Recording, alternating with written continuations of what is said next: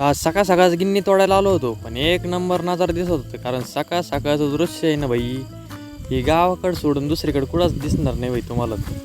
विषय नव्हतो काय खतरनाक दृश्य दिसायचं, एक नंबर.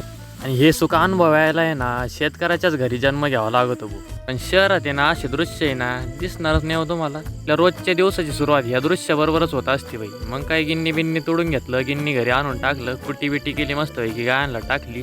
बाकीचे उद्योग होते, पण आपल्याला रावरीला जायचं होतं एक किरकोळ कामासाठी. आपलं प्लंबिंगचं आहे ना थोडं मटेरियल राहिलं होतं आणायचं. एकच पाईप होता, त्यासाठी पण रावरीला जावं लागलं. मग काही दुकानात आलो, तिथे बिल केलं मस्त पैकी. तिथं नव्हता पाईप, मग गोडाऊनला गेलो, गोडाऊनवरून पाईप घेतला आणि आपल्या गावठी गाठणीने मारून टाकलं. आपल्या गावठी गाठणी म्हणजे एकदम खतरनाक विषय असतो. आणि आपलं ग्रेनाईट बसवायला एरो लाईटर फेविक्विक घेतलं आणि मग काही पेट्रोल टाकलं गाडीत आणि घराकडे निघालो. आणि तुम्ही आपली माणसं आहे म्हणून सांगतो, ऊन लय वाढलंय, डोक्यात काहीतरी घाली जा आणि वेळोवेळी पाणी